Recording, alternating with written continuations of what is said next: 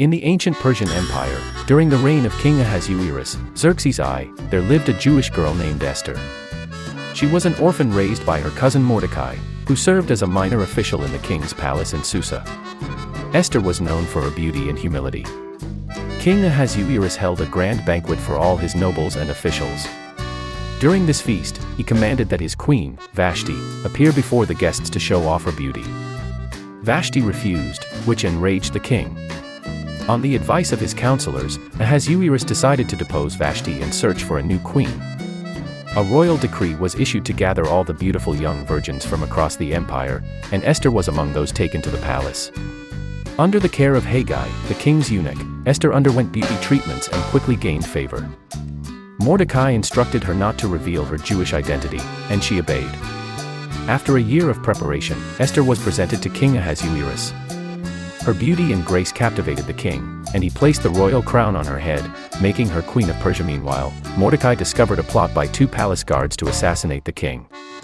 He informed Esther, who reported it to the king in Mordecai's name. The plot was thwarted, and the event was recorded in the royal chronicles, though Mordecai was not immediately rewarded. Haman, a high-ranking official, was promoted by the king and commanded that all bow to him. Mordecai, however, refused to bow, stating that he was a Jew and would not bow to anyone but God. Haman was furious and sought revenge. Learning that Mordecai was a Jew, Haman decided not only to punish him but to annihilate all Jews in the empire. Haman convinced King Ahasuerus to issue a decree to destroy, kill, and annihilate all Jews, young and old, on a single day. The decree was sent out across the empire, causing great distress among the Jews.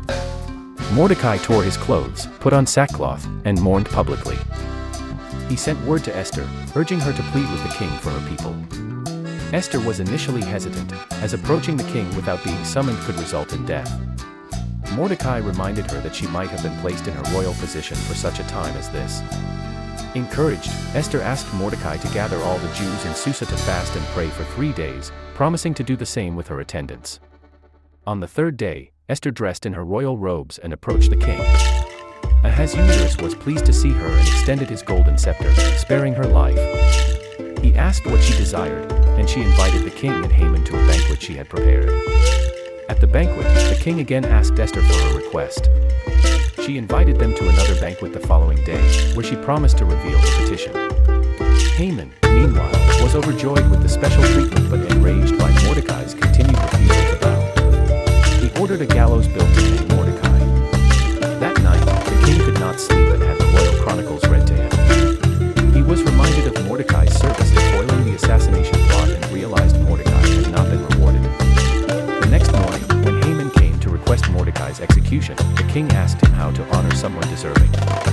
Haman, thinking the king referred to him, suggested royal honors, which the king ordered Haman to bestow upon Mordecai. At the second banquet, Esther revealed her Jewish identity in Haman's plot to annihilate her people. The king, enraged, ordered Haman to be hanged on the very gallows he had prepared for Mordecai. The king issued a new decree allowing the Jews to defend themselves.